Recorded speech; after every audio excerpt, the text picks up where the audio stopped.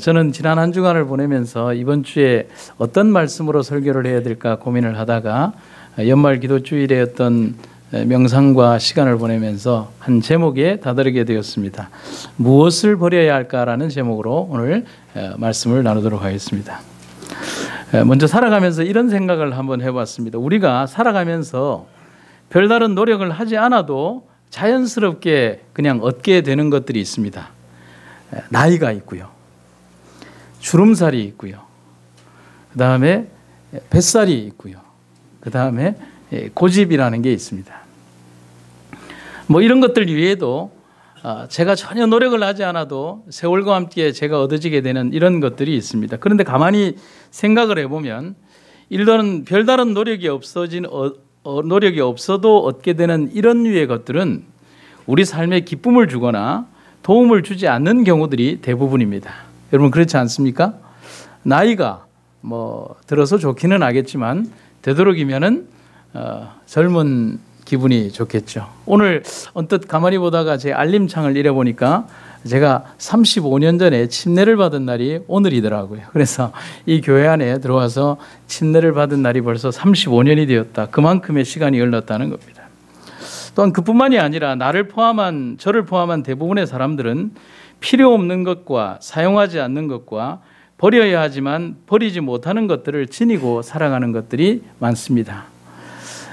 제가 꼼꼼함인지 병인지는 잘 모르지만은 지금은 안 그렇습니다. 제가 분명히 얘기를 하는데 지금은 안 그런데 제가 잘 버리지를 못했어요.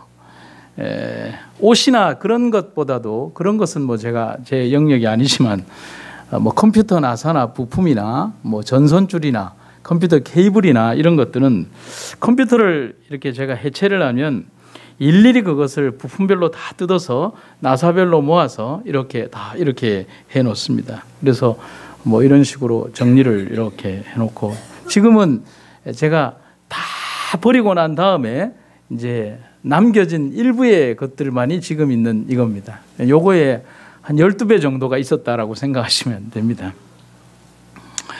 집사람이 뭐라고 제게 막 잔소리를 하면 제가 꼭 하는 말이 있습니다. 언젠가는 꼭 필요하다라고 그렇게 얘기를 합니다.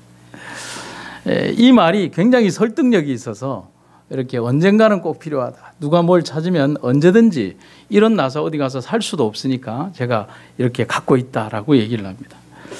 근데 어느 날 공구통을 제가 보니까 나사들과 부품들이 정말 잔뜩 있는데 10년도 넘었고 15년도 넘은 게 있더라고요.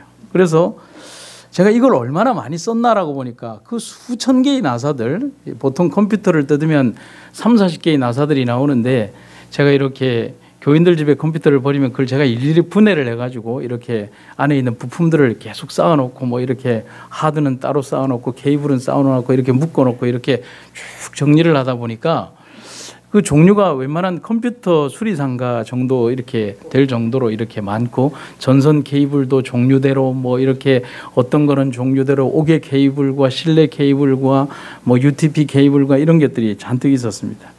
근데 몇 번을 썼냐고 보니까 한 20번도 안 되게 썼더라고요. 그래서 이래서는 안 되겠다 싶어서 사용도 못할 물건들을 다 정리하기 시작했습니다. 그리고 남은 게 요 정도 남은 겁니다. 결국 저는 사용도 못할 버려야 할 물건들을 치고서 언젠가는 쓴다는 이런 말로 스스로를 설득하면서 제가 살아온 삶이 지난 한 10년의 세월이었던 것 같습니다. 여러분 버릴 건 뒤에 말씀해 주셔야죠. 버릴 건 버려야 한다. 저 기특합니까? 예, 기특합니다. 예. 기도주의를 보내면서 우리가 버려야 할 것이 무엇인가를 생각해 봅니다. 대제사장이 속죄의 피를 가지고 지성소에서 속죄의 봉사를 하고 있는 그 순간에도 자신의 텐트에 부정한 외투를 숨기고 있었던 아간의 모습처럼 그런 비참한 인생이 되지 않기 위해서 오늘 우리의 신앙과 믿음을 위해서 거짓을 버리고 하나님 앞에 설 수 있는 여러분과 제가 되기를 간절히 바랍니다. 한 작가의 글에 보면 이동범이라고 하는 우리나라의 작가가 신앙적인 글은 아니지만 우리에게 교훈이 되는 이런 글을 썼습니다. 일신의 안일과 부귀를 위해 신을 부르지 마라. 탐욕이란 고통을 부르는 나팔이며 만족을 모르고 달려드는 불가사리와 같다. 신도 그런 사람은 포기해버린 지 오래다 했습니다. 저는 이거를 읽으면서 한참을 생각하게 되었습니다. 우리들의 삶 속에서 우리가 하나님과의 영적 관계를 대부분 우리의 탐욕을 채우거나 우리의 욕심을 채우기 위해서 불렀던 우리의 삶들, 내가 가진 것을 더 유지하고 그리고 내 명예욕과 욕심을 유지하기 위해서 하나님을 이용하려고 했던 우리의 과거의 삶들을 우리는 회개합니다. 한 해가 마감되는 중요한 기로에 서 있습니다. 오늘 우리가 무엇을 버려야 될지를 한번 생각해 보고자 합니다. 저는 첫 번째로 우리의 게으름을 버리자라고 말씀드리고 싶습니다. 거기에 가로를 쳐서 이 게으름을 저는 영적 태만이라고 말씀드릴 수 있습니다. 성경 잠언에는 사람들의 게으름에 대해서 아주 적절하고 재미있는 표현이 몇 가지 등장하고 있는데 잠언서 19장 24절에 보면 이 번역이 여러 개로 등장을 합니다. 게으른 자는 자기의 손을 그릇에 넣고서도 입으로 올리기를 괴로워한다. 그런데 쉬운 성경에는 손을 밥그릇에 넣고도 자기 입에 집어넣기를 귀찮아한다. 그런데 한글 킹제임스 버전에는 아주 더 재미있게 번역이 되어 있는데 게으른 사람은 자기 손을 어디에 감추고요? 품에 감추고 자기 입으로 다시 가져오는 것조차 하지 않으려 하느니라 이렇게 되어 있습니다. 성경의 표현이 참 재미가 있습니다. 그런데 게으름에 대해서 성경에는 아주 정확한 지적을 이렇게 해주고 있고 우리의 어떤 삶에 대해서 이것이 단순히 어떤 게으름뿐만이 아니라 우리들의 영적 생애를 지적해 주고 있다는 것입니다. 그러면 영적인 게으름을 지적하기 전에 성경에 기록되어 있는 게으름에 대해서 한 두 가지를 한번 생각을 해보도록 하겠습니다. 첫 번째로 게으른 사람은 무엇을 좋아한다고요? 여기 지금 사진과 그 다음 사진에 등장하는 두 이렇게 학생이 있는데 영남삼육에서 이렇게 제가 가르쳤던 제자 두 명입니다. 그래서 이런 사진이 필요해서 기숙사에 한 새벽 4시에 가서 자네를 갑자기 찍었습니다. 그러니까 정말 이 아이들이 이렇게 잠을 좋아하는 애들이 맞습니다. 하지만 너무 오해하지는 마시기 바랍니다. 현대의 번역에 보면 이렇게 기록이 되어 있습니다. 사람이 게으르면 잠은 실컷 잘지 모르지만 결국은 뭐하게 될 것이다? 굶주리게 될 것이다. 여러분 게으름의 가장 두드러진 특징은 지나치게 잠을 좋아한다는 것입니다. 여러분 잠이 나쁜 건 아니에요. 잠을 자는 것이 정상이기는 하지만 잠 자체가 인생의 목적이 되어버리는 사람들이 있습니다. 자기가 무언가 일을 해야 하거나 어떤 삶에 노력을 해야 함에도 불구하고 그것에 전혀 노력을 하지 않으려고 하는 삶에 대해서 성경은 빗대어서 설명을 하는 것입니다. 그래서 잠언서 26장 14절에는 이렇게 기록이 되어 있습니다. 문짝이 돌적이에서만 돌듯이 게으른 자는 어디에서만 뒹군다? 침대에서만 뒹군다. 여러분 성경에 이런 재미있는 표현이 있는지 오늘 여러분 보시게 되는 겁니다. 그런데 잠언서 6장 10절과 11절에는 이렇게 기록이 되어 있죠. 좀 더 자자, 좀 더 졸자, 손을 모으고 좀 더 쉬자 하면 네가 자는 동안에 가난이 강도같이 너에게 찾아들 것이다 라고 기록을 하고 있습니다. 두 번째로 게으른 사람의 특징은 게으른 사람은 항상 자기가 게으르다라고 얘기를 하지 않고 자기에게 환경과 조건이 주어졌을 때에도 항상 자기가 쉬어야 되고 잠을 자야 되는 변명을 들어놓는다는 사실입니다. 뭐라고 기록이 되어 있냐면 게으른 사람은 길거리에 뭐가 있다? 사자가 있다라고 하면서 일하러 가지 않습니다. 여러분 서대신동에 갑자기 호랑이가 나타났대요. 그러고 잠을 자는 것입니다. 그 얘기라고 보시면 되는 겁니다. 게으름은 항상 게으름에 대해서 무엇을 찾는다고요? 변명거리와 구실을 찾는다는 것입니다. 저는 성경의 이 구절에 굉장히 집중을 하게 되어 있었습니다. 오늘 우리가 영적인 게으름이 있는가는 우리의 삶이 변명과 또 자기 자신을 변화하는 일에 끊임없이 있게 될 때 우리는 영적인 나태함에 빠져 있다는 사실입니다. 허비하고 있는 시간에 대한 변명이 필요합니다. 늑대와 양치기 소년의 거짓말처럼 변명은 심각한 결과까지 낳게 된다는 것입니다. 그래서 서양의 격언에는 모순적이게도 이런 얘기를 합니다. 한번 같이 읽어볼까요? 시작. 게으른 사람의 혀는 게으름을 피지 않는다. 희한하죠. 그의 일생은 게으름인데 그런데 자기 자신을 변명하고 변호하기 위해서 끊임없이 그의 입술은 자기를 변호하기 위하여 쉬지 않는다는 사실이죠. 그 외에도 성경에는 게으름에 대한 경고와 그 결과가 가져올 비참한 현실을 잘 지적해 주고 있습니다. 그것뿐일까요? 우리가 우리의 영적 삶을 보면 우리의 영적 삶에도 게으름은 존재한다는 사실이죠. 그 영적인 나태가 우리의 삶을 정말 슬프고 암담하게 만들 것임을 우리는 기억을 해야 합니다. 이 시대에 우리가 가진 가장 큰 문제가 뭐라고 생각하십니까? 저는 설교를 준비하면서 우리 시대의 가장 큰 문제는 다른 것보다 이거라고 생각을 했습니다. 오늘 우리의 문제는 모두 바쁘고 모두 열심히는 삽니다. 여기에 열심히 살지 않는 사람은 아무도 없어요. 그러나 큰 문제는 그 뒤에 있는데 정말 하나님과 신앙에 대해서는 놀라우리만큼 게으르다는 사실이죠. 자기 자신의 삶에 대해서는 너무나 부지런하지만 그러나 영적인 삶에 대해서는 너무나 게으르다는 사실이죠. 그것을 하나님은 지적했고 과거의 어떤 부조들과 선지자들도 우리들에게 지적해 주고 있다는 사실입니다.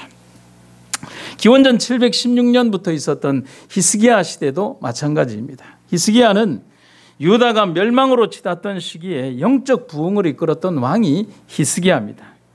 역대기에서 다윗과 솔로몬을 제외하고 가장 구약의 역사에서 부각되는 왕이 히스기야라고 할 수가 있습니다. 그래서 기록되어 있는 그 안에 기록되어 있는 역대기는 이 책의 1차적 청중이자 독자였던 이스라엘의 포로우 공동체에게 히스기야와 같은 왕 그리고 궁극적으로는 메시아에 대한 꿈을 심어주는 책이 역대기라는 책입니다. 단순히 역사서가 아닙니다. 메시아에 대한 꿈을 심어주는 책이 바로 역대기라고 할 수 있습니다. 그런 면에서 히스기야와 같은 왕이 과거에 어떻게 자신의 시대를 진단했는지를 아는 것은 매우 중요한 역사적 문제였습니다. 히스기야는 자기 나라, 자기 시대의 문제를 영적인 게으름으로 판단하고 있습니다. 그래서 그는 이렇게 백성들에게 이야기를 합니다. 내 아들들아, 이제는 뭐 하지 말자? 뭐 하지 말자? 게으르지 말자. 여호와께서 이미 너희를 택하사 그 앞에 서서 수종들어 그를 섬기며 분향하게 하셨다. 여러분, 히스기야가 자신의 백성들과 자기의 나라의 사람들과 모든 신하와 백성들에게 게으르지 말자라고 한 그것이 어떤 게으름인가를 여러분도 알고 있고 저도 알고 있다는 사실입니다. 히스기야가 자신의 아버지 아하스에게 상속받았던 유다의 문제는 국가를 상속받은 것이 아니라 국가 전체의 국가적 차원의 영적 게으름을 상속받았다는 것이죠. 여러분, 우리가 부모로부터 상속을 받으면 여러분 돈만 상속받습니까? 뭐도 상속받습니까? 빚도 상속받는 거예요.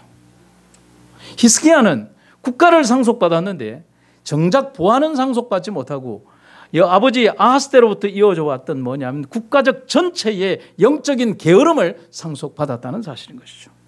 이 게으름의 결과는 하나님의 무서운 진노에 있었고 그는 정말 눈물로 백성들에게 호소하고 있는 장면을 보게 되는 것입니다. 여러분, 우리에게로 돌아올까요? 우리의 게으름은 뭐라고 생각을 하십니까? 그렇습니다. 자신의 삶에 대해서는 너무 후하고 관대하지만 하나님과의 관계에 대해서는 너무나 부족한 우리의 삶이 그렇습니다. 그래서 영적인 기갈은 우리의 게으름에서 시작이 된다는 사실입니다. 여러분, 가물었다, 물이 없다, 박토다. 여러분, 그것은 물을 대는 자가 없기 때문이고 그것을 밭을 경작하는 자가 없으며 사랑으로 관리하는 자가 없기 때문인 것입니다. 오늘 하나님의 교회와 우리들의 삶 속에서 영적인 기갈이 있다는 사실은 내 자신과 우리들의 삶이 바로 그러한 하나님의 말씀에 집중하지 않고 있는 영적인 게으름과 나태함 속에 빠져 있다는 사실을 증명해 주고 있다는 사실입니다. 바울의 권면을 여러분 기억해 보도록 합시다. 히브리서 10장 24절과 25절에 보면 이렇게 기록이 되어 있습니다. 서로 돌아보아 사랑과 선행을 격려하며 모이기를 패하는 어떤 사람들의 뭐와 같이 습관과 같이 하지 말고 오직 권하여 그날이 가까움을 볼수록 더욱 뭐하자? 그리하자 하면 아멘을 하시면 됩니다. 그날이 가까움을 볼수록 더욱 그리하자. 뭐 제 하나 목소리보다 작으셔야 되겠습니까? 비록 저는 스피커의 덕을 보고 있지만 한번 크게 한번 그렇게 해보도록 합시다. 그날이 가까움을 볼수록 더욱 그리하자. 제가 조금 더 크게 할 것 같아서 제가 더 크게 했습니다. 존 메가더라고 하는 목사님이 지으신 그리스도만으로 충분한 기독교라고 하는 책에 보면 우리가 생각할 만한 구절이 있습니다. 한번 같이 읽어보도록 하겠습니다. 사람들, 정확하게 얘기하면 그리스도인들이 갑자기 진리를 떠나거나 이설에 빠지는 것이 아니다. 그런 일은 점차적, 점진적으로 일어난다. 또한 사람들은 대개의 경우 의도적으로 그렇게 잘못된 길로 빠져들지 않는다. 진리의 말씀을 다루는 데 있어서의 거짓됨과 나태함으로 인해 이설에 빠진다. 잘못된 길로 빠지는 데 필요한 것은 무언가 새롭고 색다른 것, 겉만 번드르르한 새로운 생각에 대한 욕구와 더불어 하나님의 진리를 다루는 데 있어서의 어떤 게으름이요? 약간의 게으름이나 부주의함이나 정확성의 부족 정도가 전부가 된다라고 했습니다. 오늘 우리들이 이 정도면 돼라고 하는 그 생각 속에 사단은 끼어드는 것입니다. 여러분, 댐 전체를 무너뜨리는 데에 핵폭탄이 필요한 게 아니죠. 작은 균열 하나만 있으면 되는 것이죠. 조직 전체를 무너뜨리는데도 작은 균열만 있으면 되는 것입니다.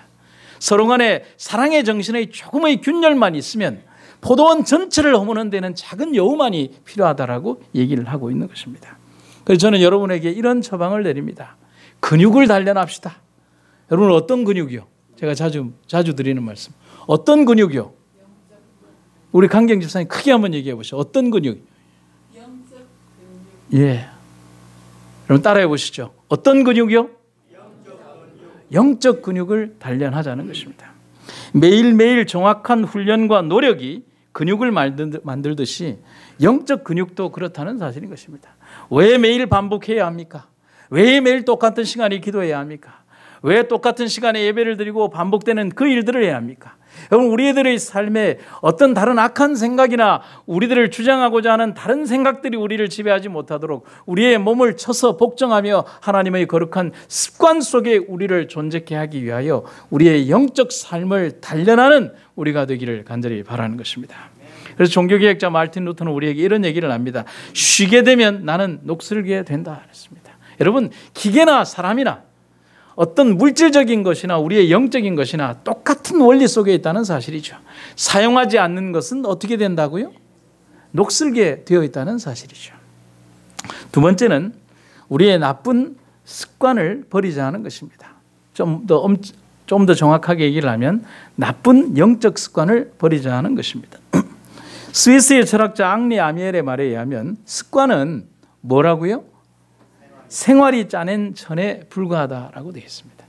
내가 이런 습관을 가지고 있다는 것은 자기는 인지하지 못한다고 하더라도 그것이 수백 번, 수천 번 반복되었기 때문에 나오는 행동이라고 할 수 있는 것입니다. 생활 속에 반복된 행동이 습관입니다. 그런데 예레미야는 유다의 오래되고 뿌리 깊은 죄를 지적하면서 이미 습관이 된 그들의 불순종을 지적하고 있습니다. 여러분, 뭐가요? 습관이 뭐가 됐다고요? 불순종이 뭐가 됐다고요? 여러분, 그런 말 들어보셨습니까? 여러분, 불순종이 습관이 되었다는 사실이죠. 저는 말씀을 읽으면서 이 말에 굉장히 충격을 받았습니다. 한번 성경 말씀을 보시겠습니다.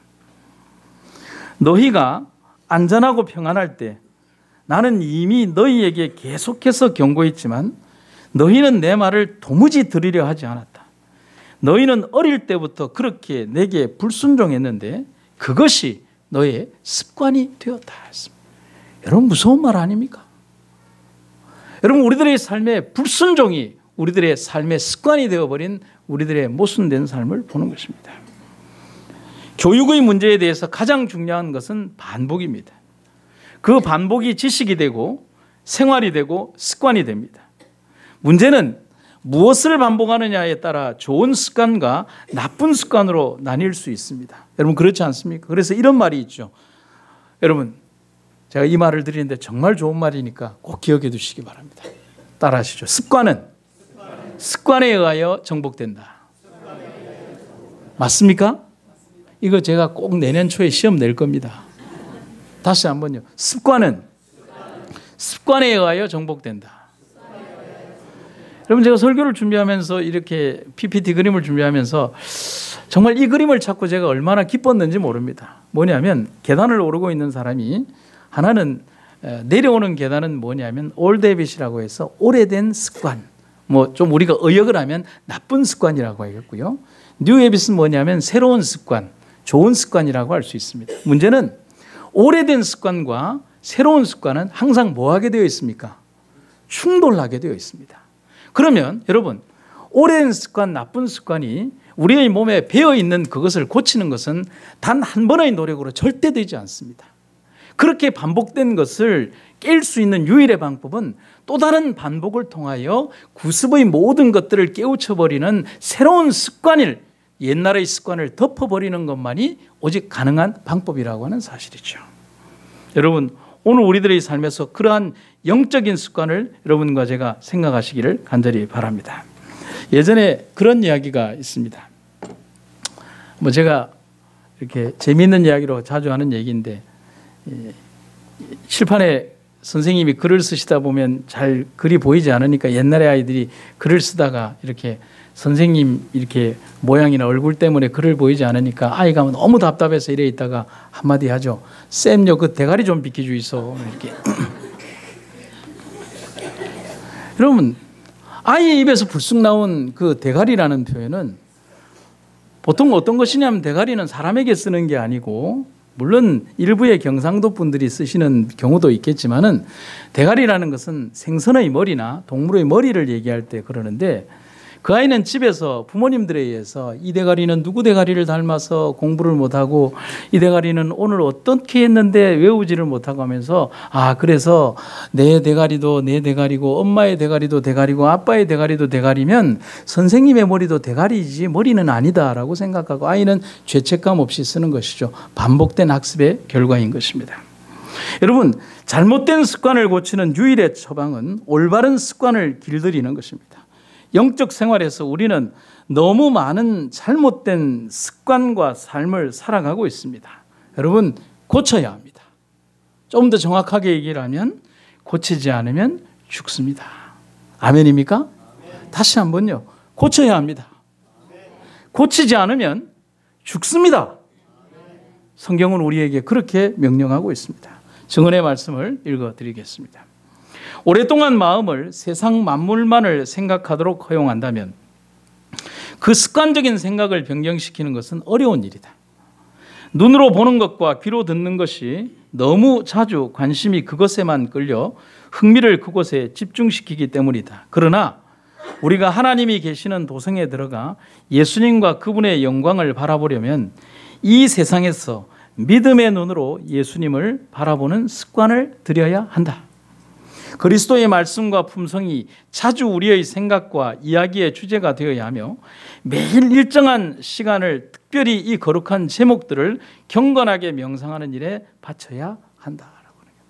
제가 저희 교회에서 우리 집사님들이나 장로님들이 구역반도 하고 이렇게 하시면서 참 감화를 받는 것 중에 하나가, 저는 가입이 되어 있지 않지만은, 자격이 안 돼서 가입이 되어 있지 않지만은 여집사님들이 몇 개의 그룹으로 나뉘어서 예언의 신의 말씀을 읽고 그것을 계속 이렇게 올리는 그런 일들을 합니다. 그러면 저희 집 사람이 아마 이제 가입이 되어 있는 모양입니다. 그런데 새벽에 잠을 자다가도 한 2시인데 까똑하고 올라옵니다.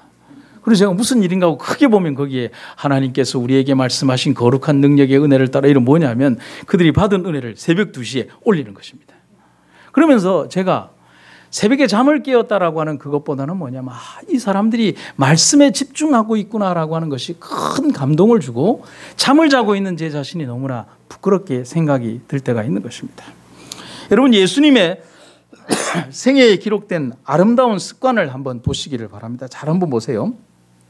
누가복음 22장 39절에 한글 킹제임스 번역에 보면 주께서 나가셔서 뭐라고요? 늘 하시던 대로라고 해야 되는데, 우리가 읽고 있는 일반적인 개역 성경에는 습관이라고 되어 있습니다. 근데 이것을 킹제임스 번역에는 늘 하시던 대로라고 되어 있습니다. 예수님의 공생의 사역이 단순히 어느 날 한 번 보여주는 쇼윈도에 걸린 진열식 행동이거나 어느 날 갑자기 이렇게 교육해야 되겠다라고 하신 행동이 아님을 우리는 알아야 합니다. 그 증거가 성경에 또 있습니다. 한번 보시죠. 누가복음 4장 16절을 우리말 성경에 보면 이렇게 되어 있습니다. 안식일이 되자 예수께서 늘 하시던 대로, 개역 성경에 보면 뭐라고 되면 그게 규례라고 이렇게 되어 있습니다. 제가 구도자들에게 성경을 가르칠 때 이 규례를 어떻게 가르치느냐 하면 이렇게 얘기를 합니다. 우리 정밀한 집사님, 오늘 아침 드셨습니까? 예. 어제 아침 드셨습니까? 그저께 아침 드셨습니까? 한 달 전에는요? 아마 먹었겠죠. 내일 아침 드실 건가요? 그러면 일주일 뒤에는요? 한 달 뒤에는요? 예. 그러면 아침에 일어나서 밥을 먹어야 되는데 철학적 고민을 하십니까? 아, 내가 이 밥을 먹어야 되나 말아야 되나 그것이 문제로다. 이렇게 하며 드십니까? 아니면은 그냥 자기도 모르게 숟가락이 이렇게 해서 여기에 들어가 있습니까? 예. 저는 이렇게 들어가 있어요. 예. 규례란 자기가 그것을 해야 되는지에 대한 고민이나 선택의 필요가 없이 자연스럽게 그것을 이미 하고 있는 것을 규례라고 하는 것입니다. 그래서 늘 하시던 대로라고 하는 표현인 것입니다. 예수님이 안식일을 지킨 것도 규례였고요. 하나님의 말씀을 강론한 것도 규례였습니다. 오늘 여러분 우리들은 어떤 영적인 거룩한 습관 속에서 살아오고 있는지, 누군가의 뒤를 따라가면서 끊임없이 추종하는 신앙으로 살아가는 것이 아니라 자기만의 영역 속에서 하나님과의 영적 교제가 끊임없이 반복되어 그리고 나와 하나님 사이에 뚫려있는 거룩한 영적 가도, 영적 고속도로가 여러분과 저 자신과 하나님 사이에는 유지가 되어야 한다는 사실이죠. 예전에 이런 이야기가 있었습니다. 예전에 기록되어 있던 어떤 고대의 책에 보면 한 현대의 소설가가 쓴 내용인데요. 한 성당의 대주교님이 날마다 저녁에 어떤 시간이 되면 습관처럼 저녁에 가서 성당에서 기도를 드립니다. 똑같은 기도를 수십 년 드렸습니다. 뭐라고 기도하느냐면 오 전능하신 하나님 아버지, 그러면서 뭐라고 하냐면 쭉 이제 똑같은 기도를 드린 다음에 하나님은 우리의 기도를 들으십니까? 저의 기도에 응답하여 주시옵소서. 그런 기도를 똑같은 기도를 수십 년을 했어요. 그래서 하나님이 하늘에서 보시고 이 아이가 답답한갑다. 그래서 어느 날 왜 우리의 기도를 들어주지 않으십니까? 하는 기도를 이제 수십 년 들으신 하나님께서 어느 날 응답을 해주셨어요. 오냐? 그래. 무슨 일이냐? 라고 하니까 대주교가 하고 죽었답니다. 이게 이제 제가 만들어낸 얘기가 아니라 H.G. 웰스라고 하는 저명한 작가가 쓴 어느 대주교의 죽음이라고 하는 소설의 줄거리입니다. 그럼 제가 여기에서 질문을 드리죠. 대주교는 왜 죽었을까요? 왜 죽었을까요? 수십 년, 수백 번, 수십 년 동안 수백 번 반복된 그의 똑같은 기도에 대하여 대주교는 절대로 하나님께서 이 기도에 응답하지 않는다는 믿음이 있었어요. 또 그것이 행동 속에서 똑같이 보여지는 외식의 생활 속에서 그리고 자기가 보여지는 적어도 대주교이기 때문에 기도하는 모습이 중요했다는 사실인 거죠. 그런데 어느 날 하나님이 응답하니까 정말 듣고 계셨군요라고 하면서 죽게 되었다는 사실이죠. 여러분 점검해 봅시다. 우리의 삶에서 우리는 어떤 영적인 행동을 반복하고 있는지, 겉만 번지르르 한 건 아닌지 여러분 한번 생각을 해보시죠. 여러분 병영 내 군대를 딱 가면 그리고 정비공장, 아니 군대까지 안 가도 정비공장에 가면 가장 많이 등장하는 세 단어가 있습니다. 뭐죠? 그렇죠. 한번 입영 더 하세요. 장교입니까? 미안합니다. 저는 아랫사람 출신이라서. 가장 근본이 되는 말이 뭐냐면 한번 따라해 보시죠. 닦고, 쪼이고, 기름치자. 여러분 이것만 하면 총기 사고나 이런 것들이 안 납니다. 장비가 멈출 일이 없어요. 여러분 장비가 가동될 때는 장비가 가동되지만 그 장비를 준비하는 기간에는 끊임없이 닦고 조이고 기름치고 닦고 조이고 기름치고 닦고 조이고 기름치면서 준비하는 과정이 있다는 거예요. 여러분 이것은 단순히 어떤 물건에나 어떤 장비에만 존재하는 것이 아니라 우리의 영적 생애도 바로 그렇게 해야만 숨을 쉬는 것입니다. 기도한다고 하지만 기도의 영적 통로가 닫혀 있는데 어떻게 그 기도가 기도라고 할 수가 있겠습니까? 여러분 오늘 우리의 영적 생애가 하나님과 연결되어 있는 거룩한 습관의 주인공들 되시기를 간절히 바랍니다. 마지막 세 번째는 교만심을 버리자라는 것입니다. 이분 얼굴 교만해 보입니까? 제가 이 사진 찾는다고 정말 힘들었어요. 인터넷에서 교만한 인간을 찾을 수가 있어야죠. 네. 그런데 이 사진을 찾고 가만히 보니까 정말 교만해 보이는 얼굴이었습니다. 여러분, 교만은 죄의 시작과 함께 등장을 합니다. 가장 오래된 인류의 범죄 가운데 등장하는 것이 교만이라고 하는 것이죠. 광명한 천사의 마음에 교만심이 없었다면 죄는 탄생하지 않았을 것입니다. 교만은 형체도 냄새도 향기도 어떤 것도 없지만은 인간의 내면을 가장 정확하게 파고들어서 파괴시키는 것이죠. 그래서 C.S. 루이스라고 하는 그 나니아 연대기의 작가인 기독교 신자는 우리에게 이런 얘기를 합니다. 교만한 사람은 항상 내려다보는 사람을 말하는데 내려다보는 자가 어떻게 위의 것을 쳐다보겠느냐. 맞는 말이잖아요. 아래로 내다보며 자기의 의에 있는 사람이 어떻게 겸손하게 하늘을 바라보겠냐는 것입니다.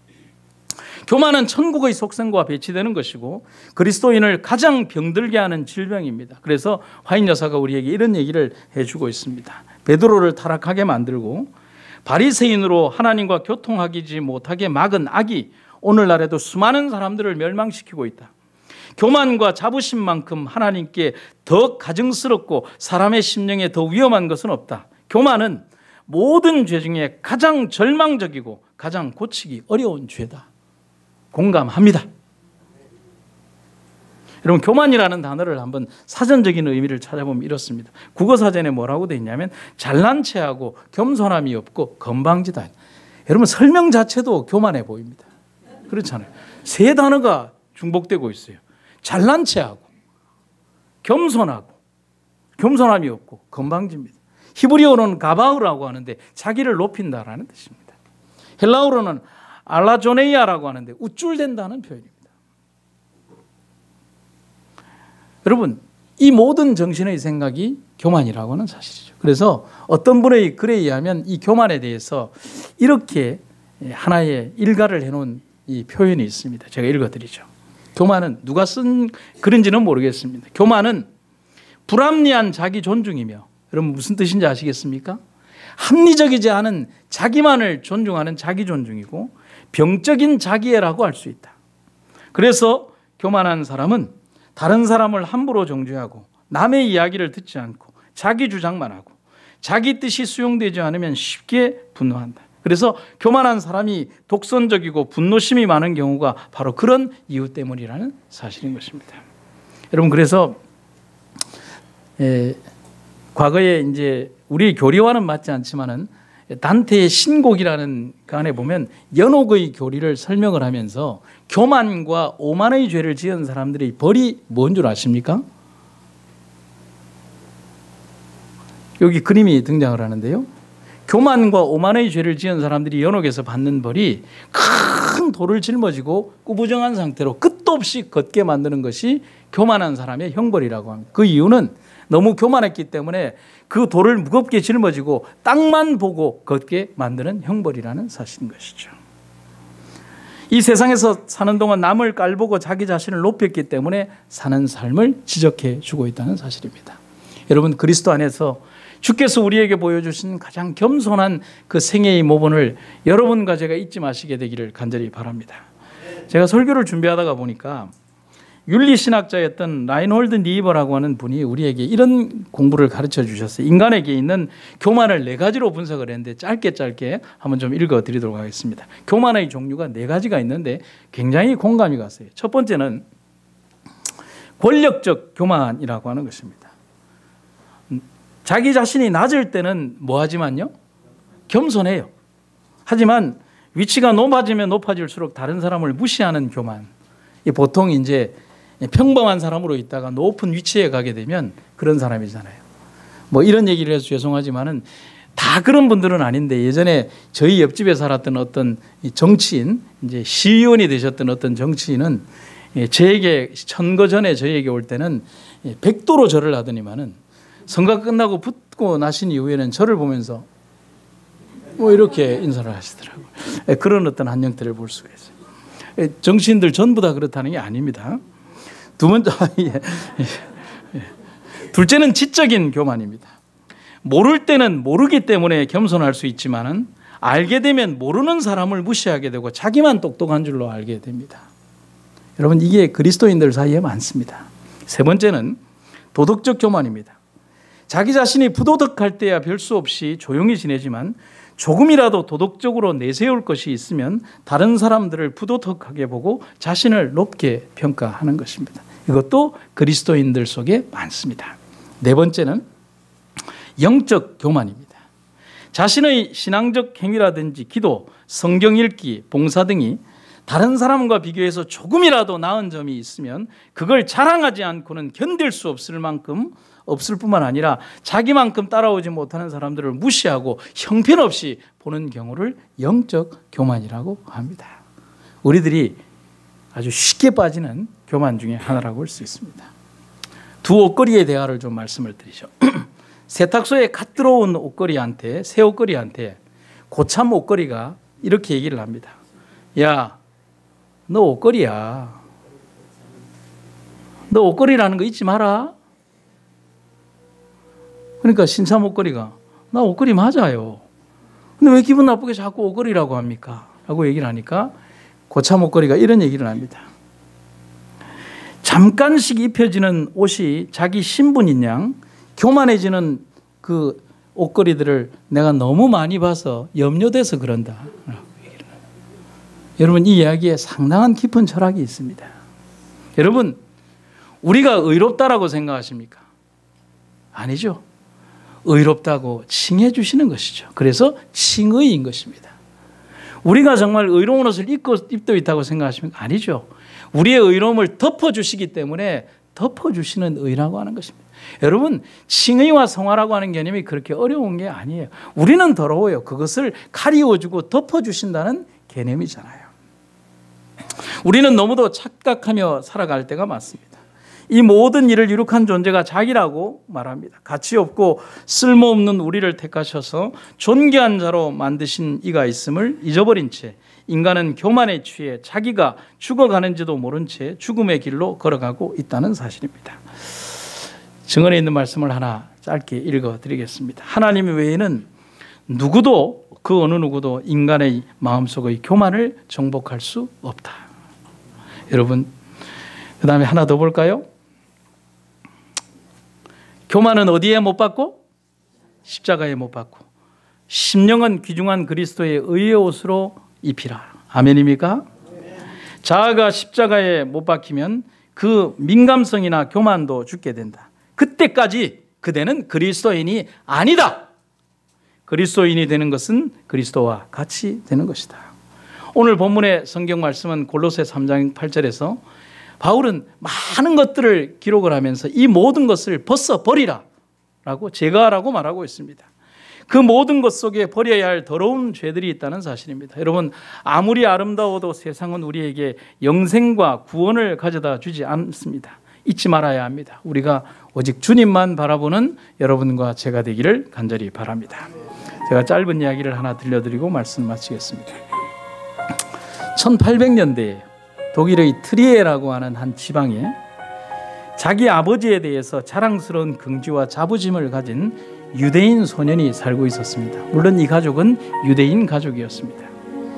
유대교 신앙을 가진 그의 부모는 열성 있는 신자였기 때문에 안식일마다 열심히 회당에 참석해서 예물을 드리고 경건한 신앙생활을 했고 자녀들에게 그렇게 하도록 가르치면서 아이들을 그렇게 했습니다. 또한 아이들도 자신들의 신앙과 아버지가 보여준 신앙적 열성에 깊이 감동해서 그것을 최고의 자부심으로 알고 아이들도 그렇게 성장을 했습니다. 그러다가 이 소년이 10살이 되던 때에 가족들은 다른 마을로 이사가 되었는데 새로 이사한 마을에는 유대교 회당이 없었고 루터파 교회밖에 없었습니다. 짐들을 다 정리하고 난 다음에 새로운 사업을 시작한 아버지가 가족들에게 말하기를, 얘들아, 우리는 다음 주부터 우리 집에서 예배드리거나 회당에 가지 않고 루터파 교회에 출석을 할 거다 라고 얘기를 했습니다. 아이가 큰 충격을 받았습니다.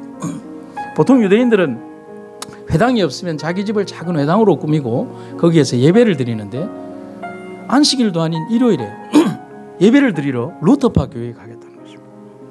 아이가 너무 놀라서 아버지 왜 그럽니까? 라고 얘기를 하니까 아버지는 이렇게 얘기를 하는 것입니다. 우리 사업에 도움이 되기 때문이야. 여기서 잘 살아가고 돈 벌기 위해서는 그렇게 해야 된다? 가서 예배 잘 드려야 손님이 오는 거야. 아이가 받은 충격은 너무 컸습니다. 아이의 믿음이 연약하다라고 생각했던 아버지는 아이가 받은 충격에 대해서 전혀 생각을 할 수 없어요. 그런데 아이의 신앙의 뿌리는 그때부터 완전히 들려져서 그 뿌리가 공중에 드러나 버리기 시작합니다. 아버지는 몰랐어요. 청년으로 성장한 그는 아버지의 품을 떠나서 독일을 떠나서 영국으로 건너갔어. 영국의 대형 박물관에서 이렇게 오랜 동안 앉아서 공부를 하면서 무엇을 연구했냐면 신앙을 공부한 게 아니라 헤겔의 철학을 연구하기 시작했습니다. 여러분, 헤겔 사상은 상당히 위험한 사상입니다. 그리고 너무나 명철했던 이 청년은 자기의 사상을 총 정리해서 하나의 책을 쓰는데 법철학 비판이라고 하는 저명한 책을 씁니다. 그 책의 내용은 딱 3가지로 주제가 있습니다. 첫 번째는 하나님의 존재 부정, 두 번째는 인간의 양심 부정, 세 번째는 종교는 아편이다. 크게 분류를 하면 이렇게 3가지의 주제를 가지고 있습니다. 결국은 아버지의 편협하고 잘못된 욕심이 낳은 결과가 이렇게 된 거예요. 그런데 문제는 아이의 장래가 이렇게 끝나버린 게 아닌 것입니다. 그 아이가 30살이 되던 1847년 그는 프레드릭 엥겔스라는 사람과 영국 런던에서 공산당 선언이라고 하는 것을 발표를 합니다. 여러분, 지금 보이는 이게 뭐냐면 이분이 직접 자필로 작성한 공산당 선언문, 세계 최초의 공산당 선언문의 자필 글입니다. 이 사람이 누군지 아시겠습니까? 프레드릭 엥겔스와 함께 1847년에 공산당 선언을 만든 공산주의 이론의 창시자 칼 마르크스입니다. 여러분, 놀랍지 않습니까? 부모의 위선적인 종교 생활이 엄청난 무서운 결과를 초래했고 지구 역사에 가장 무서운 재앙을 가져온 그 사람으로 변모해 갔습니다. 여러분, 이 공산당 선언은 레닌의 10월 혁명의 사상에 기초를 주게 됩니다. 그래서 10월 혁명은 칼 마르크스의 사상에 기반한 20세기 최초이자 세계 최초의 공산주의 혁명이 되었고 오늘 우리도 그 피해를 보고 있는 분단의 세대로 살고 있는 것입니다. 결과적인 가정이긴 하지만 만일 이 소년이 참된 믿음의 사람으로 자랄 수 있었다면 세상 역사는 얼마나 달라질 수 있었을까? 부모의 거짓된 신앙과 이익을 쫓는 그 비겁함이 인류 최대의 비극적 자산을 남기는 결과를 가져다 주었습니다. 그래서 대문호 톨스토이는 우리에게 이런 얘기를 합니다. 그릇된 믿음이 우리의 모든 불행을 자초한다. 여러분, 사단도 믿음이 있습니다. 여러분, 마귀도 믿음이 있습니다.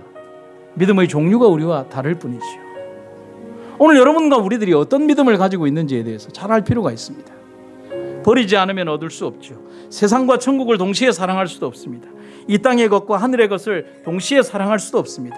땅의 것을 원한다면 우리는 영원히 땅에 잠들 수밖에 없습니다. 하지만 하늘의 것을 원한다면 우리는 영원한 하늘에서 영원한 삶을 이어갈 것입니다. 오늘 우리의 삶을 가로막는 탐욕과 더러움과 악한 습관과 교만의 죄들을 버리고 오직 주님만 바라보도록 합시다. 마지막으로 이거를 읽고 마치도록 하겠습니다.